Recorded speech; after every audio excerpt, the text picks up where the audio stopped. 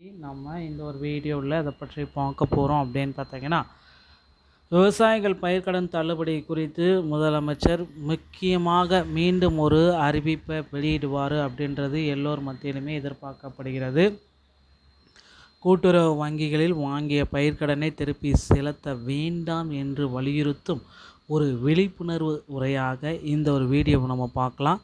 தேர்தல் வாக்குறுதியின்படி 5 ஏக்கருக்கு கீழ் உள்ள விவசாயிகளின் கடன்களை தள்ளுபடி செய்வதாக கூறிய அரசு தற்போது பல்வேறு கடுமையான நிபந்தனைகளை விதிப்பதை கடனை கட்ட சொல்லி அதிகாரிகளால் வற்புறுத்தப்படுவதும் இது ஒரு ஏமாற்று நடவடிக்கை என சுட்டிக்காட்டப்படுகிறது.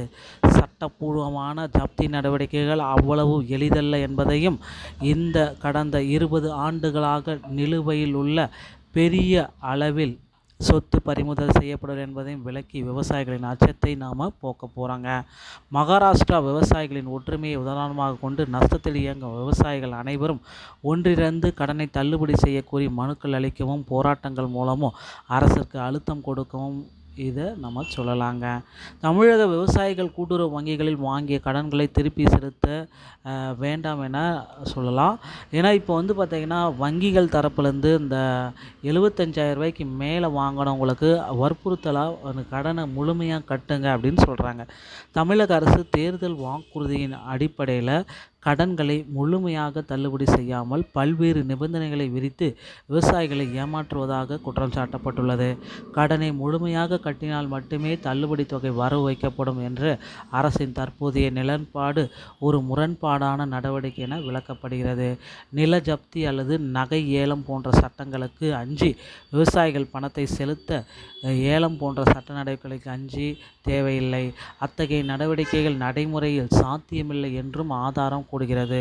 ஸோ இது எல்லாமே பார்த்திங்கன்னா ஒற்றுமையோடு நீங்கள் இருந்தால் மட்டும்தான் இது நடக்கும். பயிர்க்கடனில் நிறைய தகவல்கள் நமக்கு வந்திருக்கு.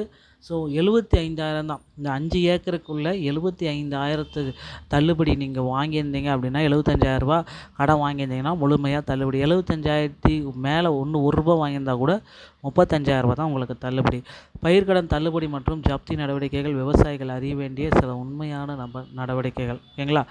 ஸோ கண்டிப்பாக பார்த்திங்கன்னா அதிகாரிகள் பார்த்திங்கன்னா கடனை கட்டினால்தான் தள்ளுபடி வரும் அப்படின்னு சொல்லுவாங்க. ஆனால் அப்படி இது இல்லை. ஸோ கண்டிப்பாக இன்னும் ஒரு 40 நாட்கள் மட்டும் காத்திருங்க. தகுதி வாய்ந்த பயனாளிகளாக இருந்தாலும் கடனை செலுத்திய பிறகு தள்ளுபடி தொகையை வரவு வைக்கப்படும். ஸோ விவசாயிகள் என்ன செய்யணும் அப்படின்னு பார்த்தீங்கன்னா, கடனை திருப்பி செலுத்துறதை கொஞ்சம் காலதாமதம் எடுத்துக்கோங்க, ஓகேங்களா? ஸோ வாக்குறுதிகளை நம்பி விவசாயிகள் நஷ்டத்தை கணக்கிட்டு கடனை திருப்பி செலுத்த மறுக்கின்றனர். மேலும் கூட்டுறவு சங்கத்தில் மனு அளிங்க. உங்கள் விவசாய நஷ்டத்தில் உள்ளது.